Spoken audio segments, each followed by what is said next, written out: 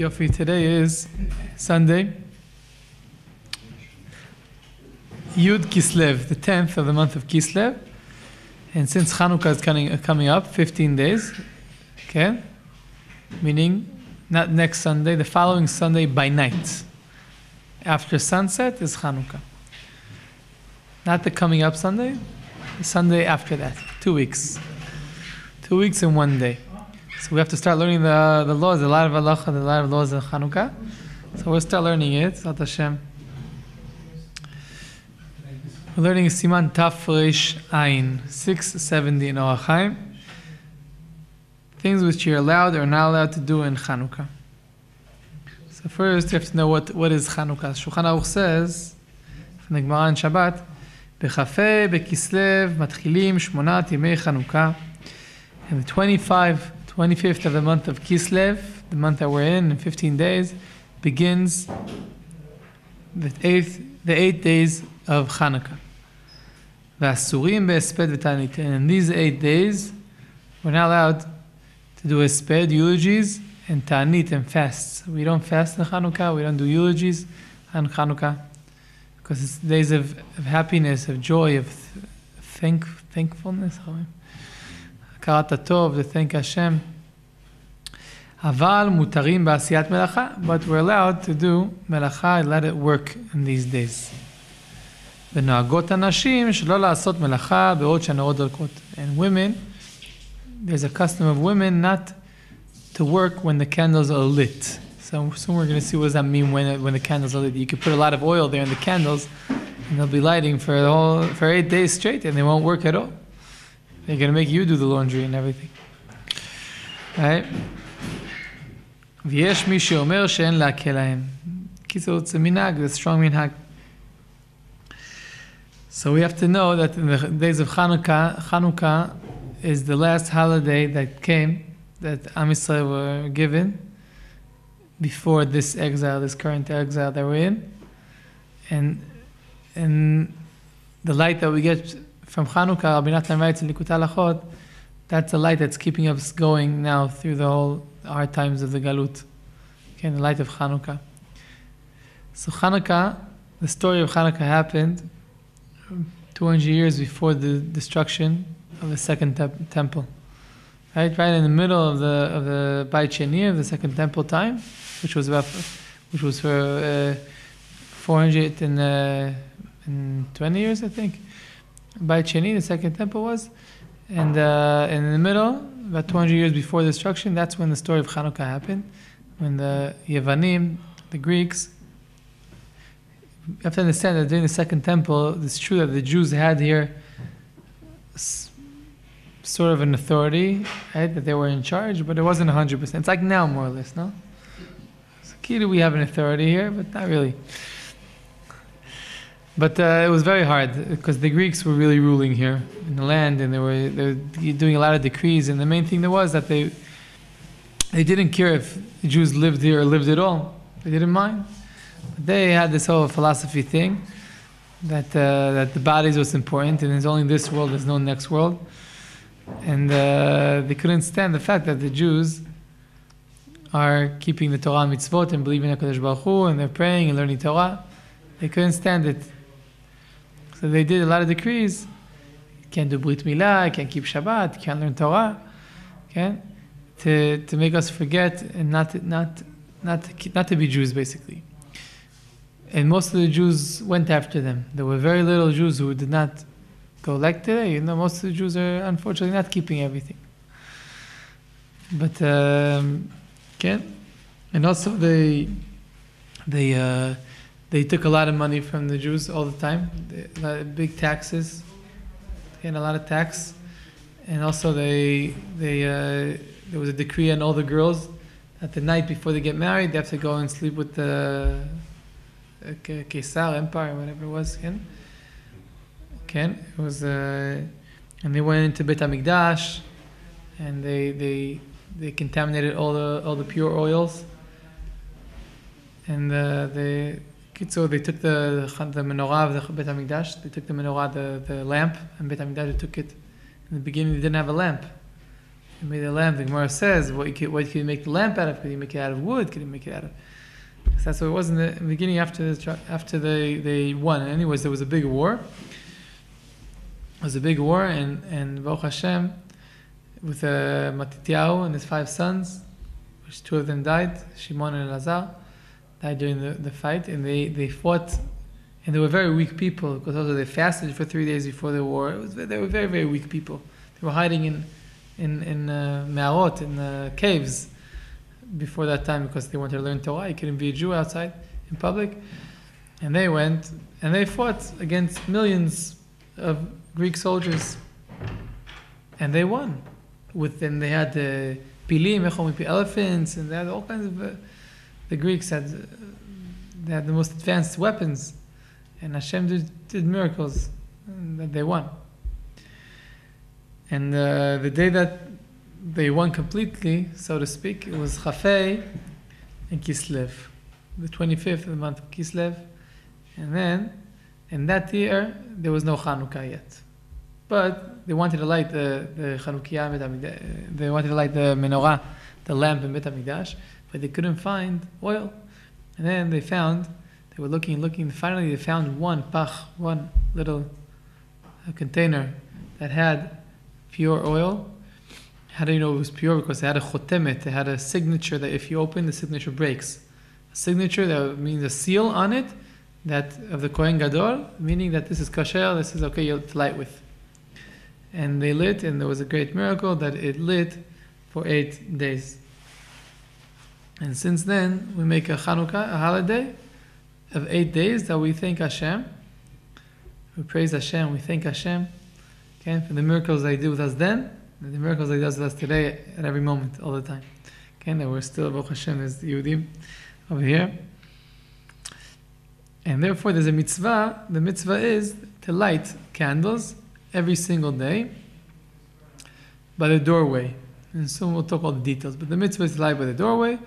Okay? And it's a mitzvah midivei sofrim. Just like reading the Megillah on Purim, right? You make a bracha. So also Chanukah, we light candles. You make a bracha. Every day you light at least one. It's better to light the first day 1, the second day 2, third day 3, and so on until the 8th day, all 8. But the chatchila, halacha pshuta, you can light 1 candle is enough to light. You don't light more than that. So we'll see all the details of all halachot. But it's days of joy and praises Takodesh Baruch Hu. Therefore, we don't do any eulogies and things that cause people to cry. And we be happy in those days. Yeah, we're happy. Now it says that the women, they did not do melacha, did not do any work at that time, and the candles are lit. It doesn't mean the whole time the candles are lit. It means the minimum time that halacha obligates you that the candle will light.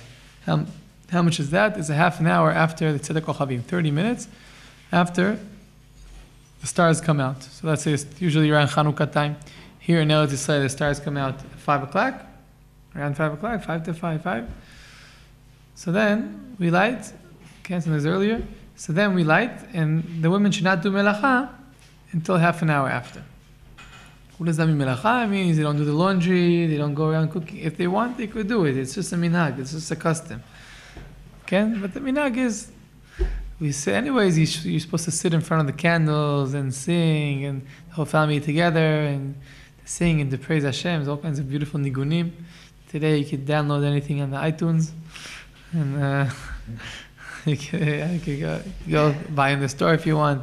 It's a beautiful CD of Yosef Cardonel about Chanukah. I forgot what it's called. It's an orange package because I forgot what it's called. Beautiful CD. I bought it a few years ago. It's very, very nice. A lot of nigunim of Chanukah. Yosef Cardonel, a beautiful CD. He sings nicely and very nice nigunim. You can go and purchase it. Yeah. And yeah. Another thing is, yeah. So we'll go on. So in Seif Bet it says, Ribuya Seudot Shemarbim Bahem Seudot HaReshut. Everyone knows that in Chanukah people get together and you make Seudot. There's Mesibat Chanukah. A famous thing, Mesibat Chanukah, right? Mesivat Chanukah, the family, friends, yeshivot, everyone does Mesivat Chanukah.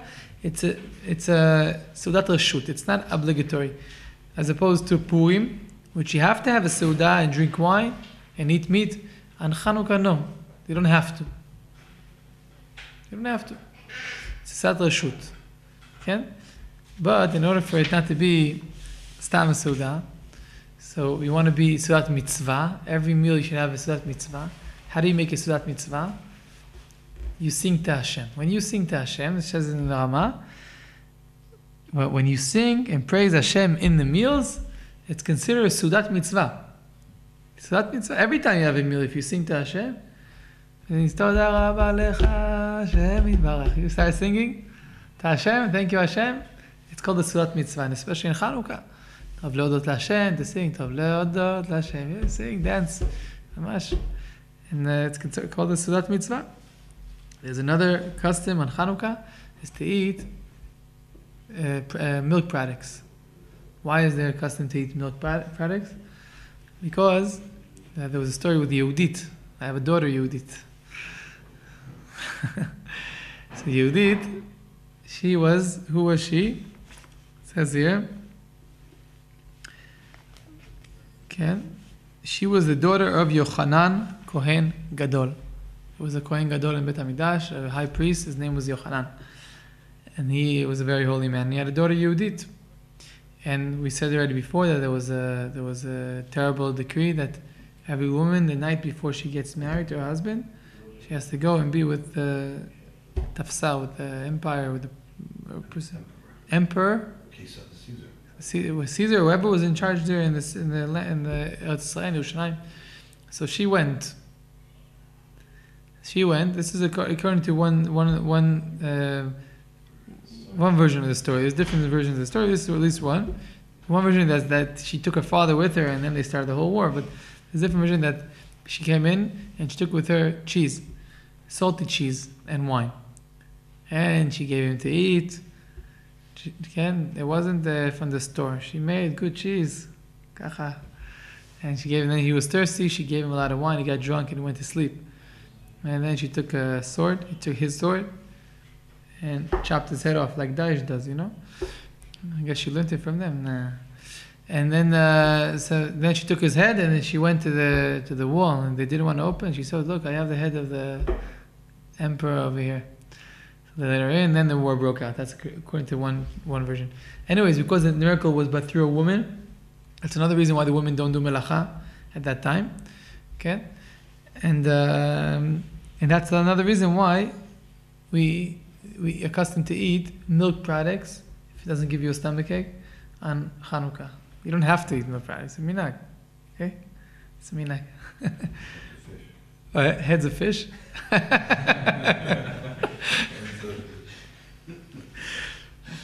Yeah. Okay, הלכה ג' אין מספידים לחכם אלא בפניו. אין מספידים לחכם אלא לפניו. On the days of Chanukah, we don't give eulogies even to Chacham, which passes away, unless it's in front of him. What does that mean in front of him? The levaya. If there's a levaya, a funeral of a Chacham, of a tzaddik, of a wise person, of a Rav, so then in front of him at the levaya, at the funeral, you're allowed to give a eulogy. Give a eulogy, it's called? Can't give a eulogy. But if it's his yortzeit, or if it's shloshim, whatever, no, you're not allowed to. Because it's not befanav. Okay? Or he died in Eretz Yisrael, and Chutz La'aretz in a shul that they love him, they want to do a eulogy on Chanukah, it's not the right time, because it's the days of Simcha. Okay? It says also in the Ramah, he adds here, Ve'en mitanin yom shemet bo av oem, v'tanit chalom b'Chanukah. There's a minhag that someone whose parents died in a certain day, there's a minhag to fast on that day. That the child of these parents which died should fast on that day. Can at least until he does Seudat Mitzvah. If he does Seudat Mitzvah, he can eat. But on Chanukah, even if someone's parents died on Chanukah, and it's the Yortzeit, it's the day of the year of the death of the parent, he should not fast on Chanukah. We don't fast on Chanukah. Okay, on Chanukah we eat. You want to do a fast? You wait a different day. On Chanukah we eat. We have a good time. We have sufganiyot, latkes. I have a great time. So yeah, it's another minhag that we know that we eat in all of Jews in everywhere in the exile where Hashem sent us. We always ate on Chanukah things with a lot of oil, because the miracle happened that they found oil. Okay, so in certain countries they have sfingim, and in certain countries, in the Ashkenazi countries, they had potatoes there in Europe. At least from 500 years ago, they started having potatoes. And so they make latkes with potatoes. And wherever it is, it's a minhag. It doesn't mean you have to eat so much. You could have one a year, yotze the minhag. It's fine. Okay? But it's a minhag. If you're on a diet, you don't have to have it. It's okay. It's a minhag. Okay? So we go on. We go more lachot. Yeah? Why not? By the way, there's another reason why we do what happened in Chanukah. Why Davka Chanukah Hashem did this whole miracle that happened in Chanukah? And what does the word Chanukah mean? Chanukah means, you break the word into two, Chanu, Chafei. They parked, meaning they finished the war on Chafei, on 25th. That's Chanukah. Okay? Another word for Chanukah is Chinuch. Chinuch is when you have a new house, you make Chanukah Tabayit. Okay? And the temple was, so to speak, reused. Because the Greeks, they caused problems that we couldn't use the Beit HaMikdash. So the temple was reused. So they made a Chanukah Tabayit. Okay? Why Davkan Kislev? So it's known, if you read in the Chumash, you read in the Torah, you'll see that the Mishkan, the tuberculosis, Tabernacles is a Mishkan? No. Anyways, tabernacles, whatever. The Mishkan in the desert was finished to be built in Chodesh Kislev, the month of Kislev. Tabernacle? Was finished in Chodesh Kislev. But they did not do the Chanukah Tabayit. They did not start using it and doing the sacrifices and everything until when? Until Chodesh Nisan, the month that Yitzchak Avinu was born. Only then they started. So Hashem said, I have to pay Kislev. Kislev, it was built on Kislev, and I did not do anything for it. So there'll be one day that I'll save my Beit HaMikdash and my children, and they'll make parties on that day. So there was Chanukah Tabayit on that day. And it says in the Gemara in Masechet Shabbat, in Daf Chaf Aleph, where it's brought down the story of Chanukah in the Gemara, that the next year after the war finished, a year later, that's when they said, oh, we have to make Chanukah for generations. Why?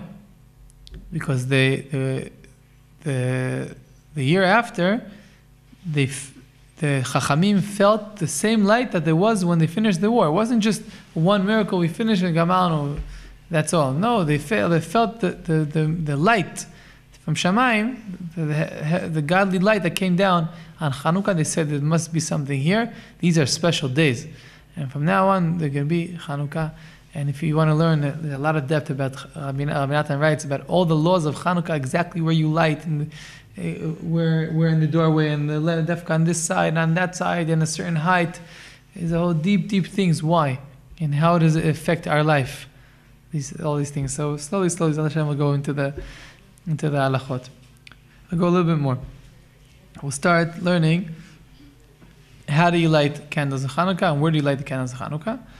Okay, and Siman Tafresh Ayin Aleph 671. It says, Tzarich lizaher me'od b'adlakat nerot Chanukah. It says from the Rambam that you have to be very careful in this mitzvah of lighting the candles of Chanukah. Va'afilu ani mitparnes min tzedakah. Even a poor person, which his parnasa is only from charity, from tzedakah, shoel or mocher ksuto v'lokach shemadlik. Either he has to borrow from someone money, or he could sell his clothes. He has to sell his clothing, and he has to take oil to light. Okay, and today oil doesn't cost so much, and you don't have to light with oil. Also, you can light with shava, with wax. It's fine. Today wax is fine. It's not real. It's not real wax that used to be from animal fat. Today it's a synthetic. Okay, so we light. Okay, we light with that. So it's very important that each one lights. So, but a minimum is one candle for a night. So even if a poor person, he just needs. Don't worry, you don't have to have so many candles. Even one is enough to light, because even one candle pushes away the darkness. That's why the halacha is only even one candle is already enough. Tomorrow we go into more details about Hashem. on the halachot, the laws of lighting the Orach Hanukah. Thank you.